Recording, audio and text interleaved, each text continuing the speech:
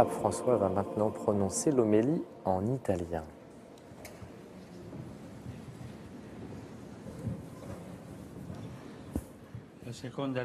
La deuxième lecture nous dit qu'elle est vivante, la parole de Dieu, énergique et plus coupante qu'une épée. Il en est vraiment ainsi. La parole de Dieu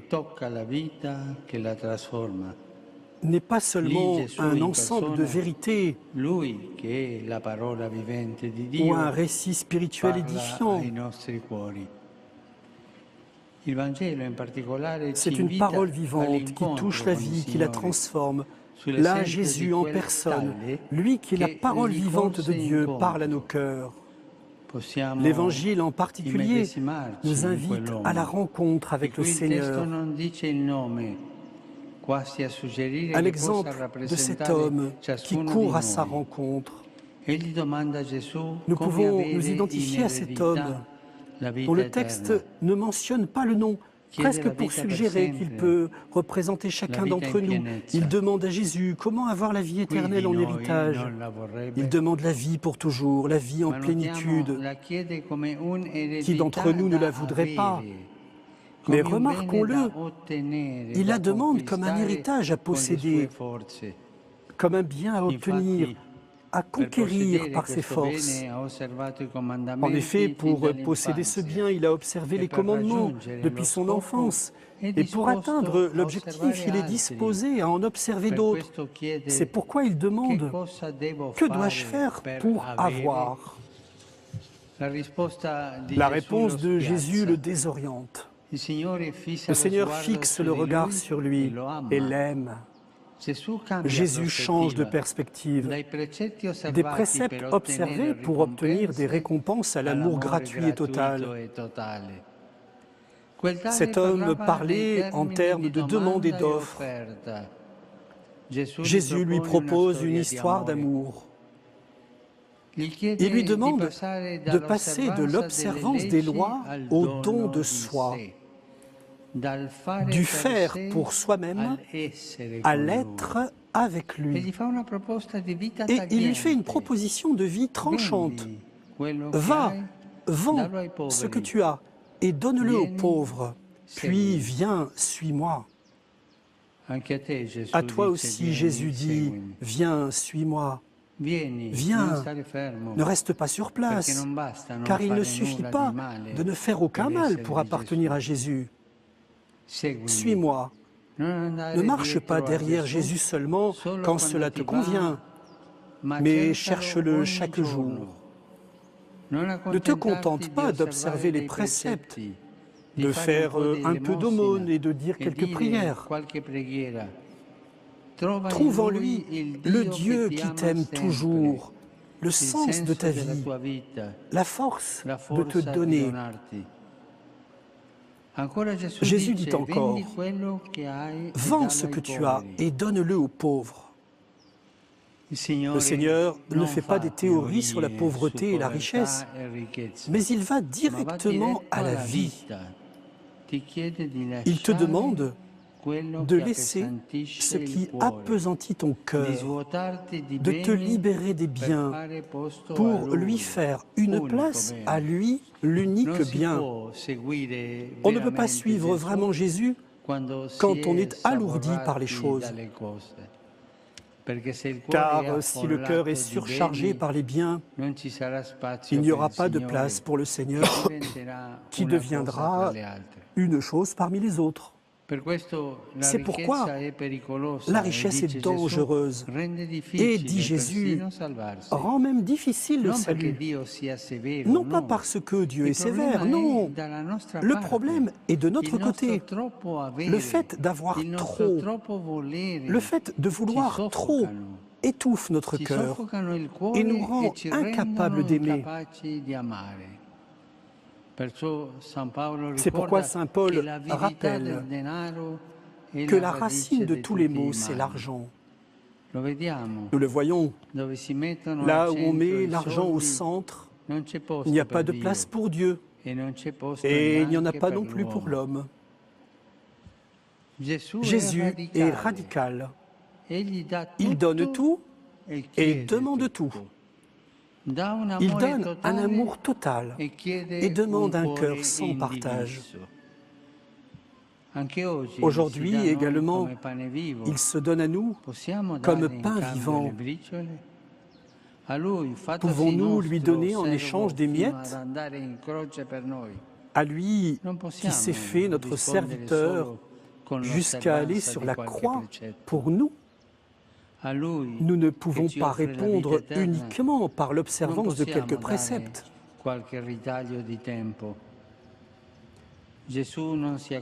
À lui qui nous offre la vie éternelle, nous ne pouvons pas donner un bout de temps. Jésus ne se contente pas d'un pourcentage d'amour. Nous ne pouvons pas l'aimer à 20, à 50 ou à 60%. Ou tout ou rien. Chers frères et sœurs, notre cœur est comme un aimant. Il se laisse attirer par l'amour, mais peut s'attacher d'un côté seulement et doit choisir.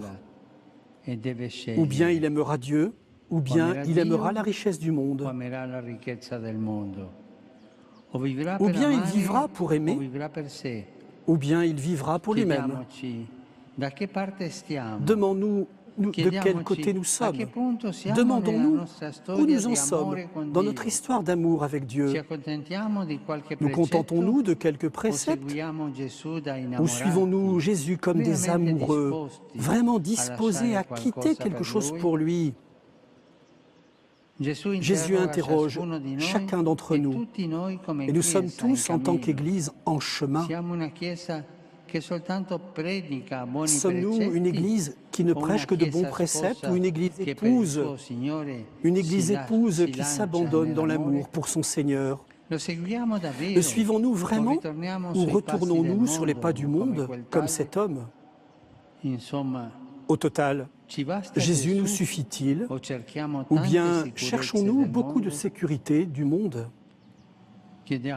Demandons la grâce de savoir quitter par amour du Seigneur, quitter les richesses, les nostalgies de rôles et de pouvoirs, les structures qui ne sont plus adaptées à l'annonce de l'Évangile, les poids qui freinent la mission, les liens qui attachent au monde, sans un saut en avant dans l'amour. Notre vie et notre Église souffrent d'une autosatisfaction égocentrique. On cherche la joie dans un plaisir passager. On s'enferme dans des palabres stériles. On s'installe dans la monotonie d'une vie chrétienne sans élan, où un peu de narcissisme couvre la tristesse de rester inachevé.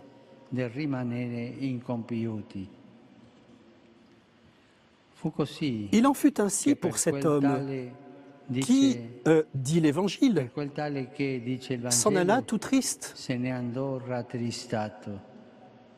Il s'était attaché aux préceptes et à ses nombreux biens. Il n'avait pas donné son cœur. Et bien qu'ayant rencontré Jésus et accueilli son regard d'amour, il s'en est allé triste.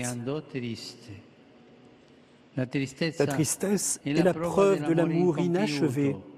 C'est le signe d'un cœur tiède. Par contre, un cœur détaché des biens, qui aime librement le Seigneur, répand toujours la joie, cette joie dont on a besoin aujourd'hui. Le saint pape Paul VI a écrit « C'est au cœur de leurs angoisses que nos contemporains ont besoin de connaître la joie, de sentir son chant. » Aujourd'hui, Jésus nous invite à retourner aux sources de la joie, qui sont la rencontre avec lui, le choix courageux de prendre des risques pour le suivre, le goût de quitter quelque chose pour embrasser sa vie. Les saints ont parcouru ce chemin.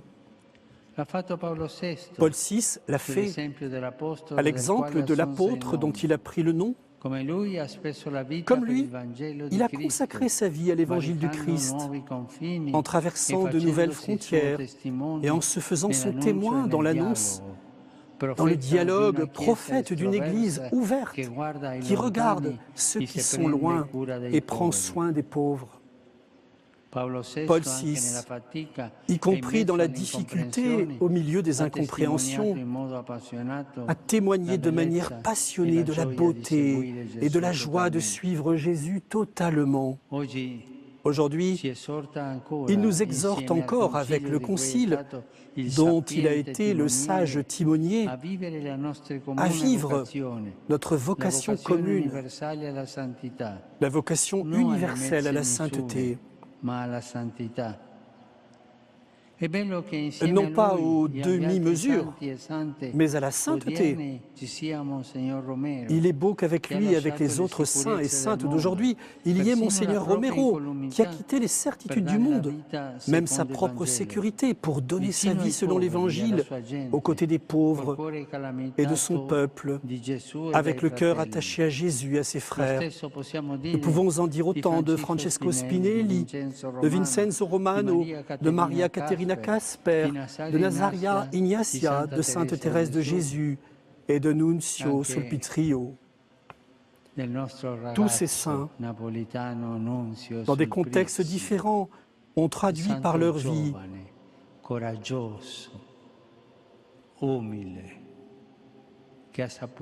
la parole d'aujourd'hui. Nella sofferenza, nel silenzio e l'offerta di se stesso.